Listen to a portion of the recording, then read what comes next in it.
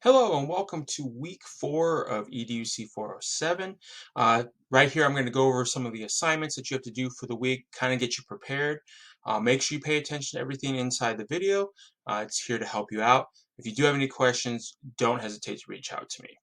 So let's look. We have 4 major assignments that we have to do.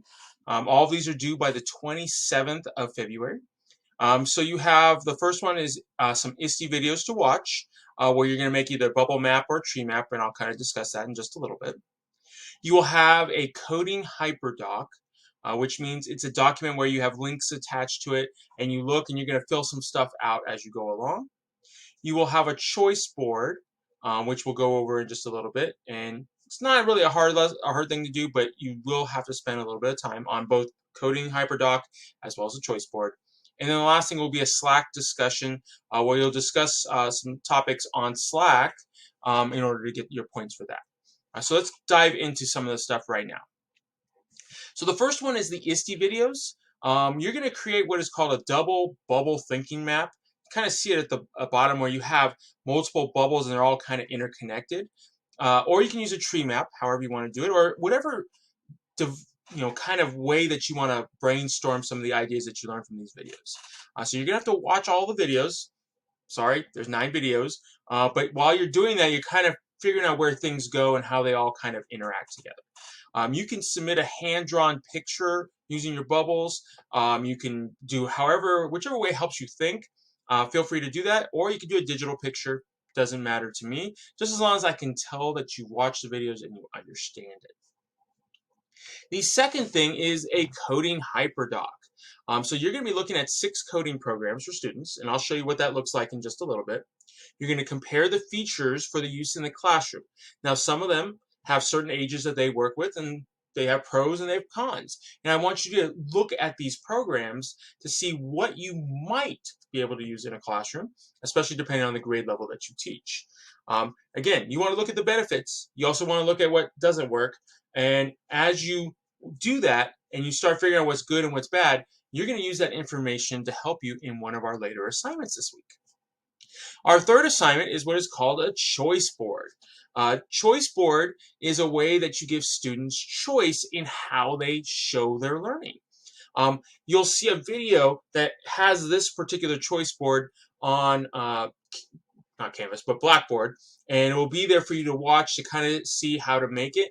Again, I am not looking for anything really intricate. I want you to start thinking about what kind of choices can we give kids on how they can learn, and what kind of choices can we give kids to show their learning that is maybe different than, say, just a regular worksheet or some sort of quiz that's just normal. Something digital that they may be more interested in. Our last assignment is our Slack group discussion. So in order to do this discussion, you got to finish the second assignment, the coding hyperdoc. So it's going to be really important that you get that done probably early in the week. And then what you're going to do is you'll set up a time where you're going to meet on Slack with your group, 20 minutes at most, and really discuss these questions. Which coding program was your favorite? How could you incorporate coding into a classroom? I'm not expecting you to be like professional coders where you're really doing intricate stuff, or you might realize that's the way you want to go. You might want to be a STEM person that really incorporates that. And then what skills does coding teach students? So think about from the student perspective. If they had to learn this, how does that help them not only with whatever they're learning, but also later on down the line in their educational studies and maybe even their life? So it's something to really think about how it does affect them. And if it does in a positive manner, that could be really important. So those are our 4 assignments. So there's not as many assignments or things to do that we've had in the previous couple weeks, so it's a little bit less, but there's still some stuff that you're going to have to spend some time on. So make sure you start thinking about how you want to manage your time in terms of that. I do have to let you know about something. University of Laverne's opening up, and I've been told by Dr. Drury, the head of the Bakersfield campus, that we will have to have at least 2 class meetings. So I've scheduled the first one this week on the 24th of February. So if you live in Bakersfield, you're required to come in. I don't know what the room is, what room number yet is, and the whole situation. Again, I'm not going to keep you there the entire time, but we will go over all of the assignments. I'll give you a chance to work on it, and I can help you out with it. But if you are in Bakersfield, you are required to attend. Now, if you are out of town, I am working to find out if you can Zoom in because I know it's a long drive from anywhere outside of Bakersfield, and especially if you have to be there by 5 o'clock, that makes it tough. But I have to wait for information from Dr. Drury, who's the head of the person there. If she says that you have to be there, I don't want it to count against you, but we'll have to figure something out. But as soon as I hear from her, I will let you guys know. But plan on this next Thursday, the 24th of February, of being on campus. Okay, so and our campus is located on Stockdale Highway. I'll give all the information out of where you have to go. If you have to come in to campus, we'll have to have masks. We'll do all the social distancing, all the stuff that we have to normally do. But we just want to make sure that it's a requirement because it's technically a hybrid class. So be prepared for that. I just want to give you that out here right now so you don't have to worry about it. Or if you have to make plans, you can make plans in plenty of time. So let's look at our assignments on Blackboard itself. So I'm going to move to Blackboard. Okay, so you should hopefully see this. I have all the assignments up here. The first of which is the ISTE videos. Okay, so it's in a folder. So you'll click on the folder. It'll open up. The first part is the assignment itself. It kind of tells you what to do. This is a tree map, which you could copy and paste, and you can edit if you want to, or you can make your own. You can find something editable on the internet. This is a double bubble map. Sounds like a gum or something like that. Double bubble. Dad joke, sorry. But you can use one of these, or you can use whatever you feel that really compares the ISTE standards we're looking at this week. And that's computational thinker, innovative designer, and knowledge constructor. So what you'll have to do is look at these videos. And like I said, there's 9 videos. I don't think all of them are like really, really long, but you will have to look at each of these videos to figure out, okay, what goes here that's connected with another topic that's maybe from another part of the standards. You'll be surprised at how many standards are interconnected with each other, and like one follows right after the other.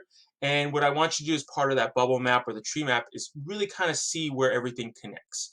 So you'll see that there's a decent amount of videos. So you may want to start with that first, get that out of the way. And then once you finish your bubble map, so you see there's, in this case, 9 videos, you'll come back up here. And in this, what you'll do is you'll either submit a picture of your stuff if you did it by hand, or you'll do a digital picture, which will give me the link or some sort of file for that. So once you do that, you will click on it here, submit it, and then you'll be all done with the first assignment. Okay. Second assignment, if we come back here, is the coding hyperdoc. Okay, so you will have to click on this link. Okay, very important. But here's the thing: you're not going to have editing access until you make a copy of it and put it in your own Google Drive. Very important. Once you do that, you make that copy. So if I click on it right here, let's see, is it going to open up? Oh, it's going to open up in a new window. And let's see. Here it is. It's coming up. Coding programs for kids hyperdoc. So you want to review each program. So you'll need to go to the website for each of these. So CS First, Coders, Hour of Code, Tinker, Scratch Junior, and Bitsbox. And there's some extra stuff to look at, extra resources. And I want you to come up with a quick summary of like, what is this program? What ages and grade level does it work with? Pros of the program and cons of the program. Not every program is the best program for you to use.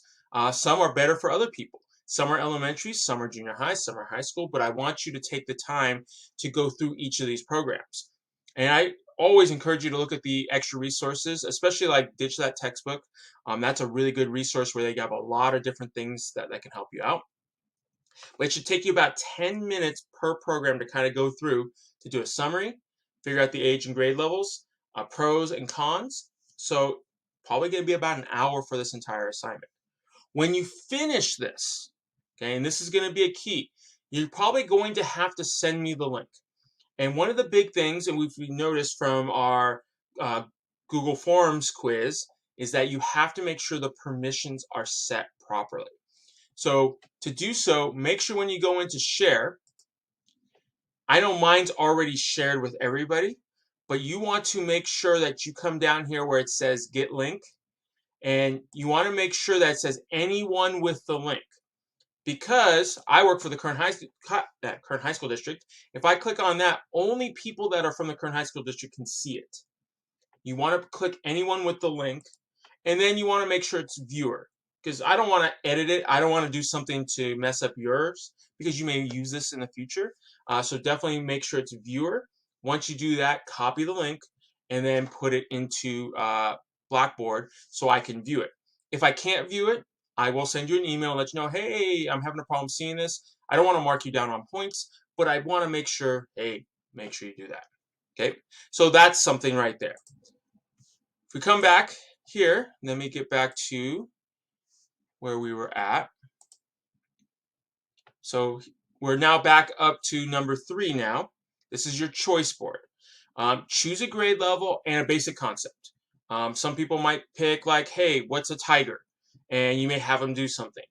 For me, I picked, as part of my presentation, I picked mean, median, and mode. I'm a math guy, so that's what I chose. You want to create what we call a digital choice board with at least 4 choices of digital activities for students to complete. I'm not asking you to create the digital activities. I'm not asking you to create any rubrics or anything. I want you to think of ways that students could do something to show they understand the topic, but do it digitally and different than just a worksheet. Just giving them a worksheet online compared to in paper and pencil is just substitution. It doesn't really do anything. You want them to think outside the box. So think of different ways that they could use technology. You'll see some examples that I've given. You might think of some similar examples or something different. Make sure what you do is the same way that you do the HyperDoc. Make sure you share it with me, and get the link the same way, and make sure you put it inside the right submission box, and then I will open it up and I will see. You'll notice that I have 2 videos.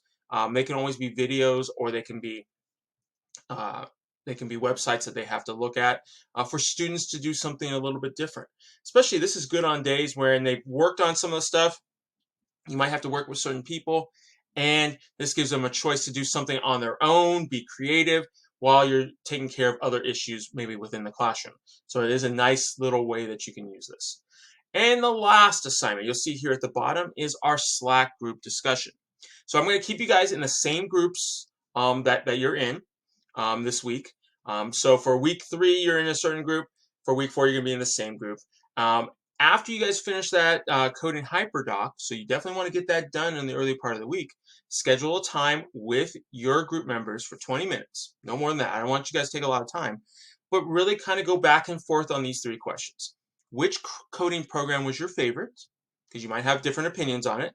How could you incorporate coding into a classroom? So think about, if you were in a classroom, where would you put this? Where could it be used at? And then what skills does coding teach students? You might have some of the same answers. I just want to see you guys chat within Slack, start thinking about different ways that things can be used. One of your group members might know more about coding than others and can give good insight into it. Okay. Again, if you have any questions regarding any of these assignments, please make sure you let me know.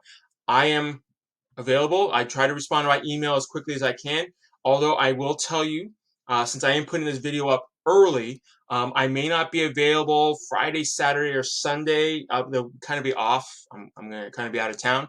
But by Monday, for sure, I will respond to people. And then usually by Tuesday, I'll make sure grades are updated from the previous week.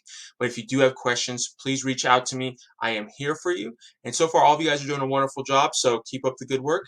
And I look forward to seeing you in class, potentially in person, on the 24th of February.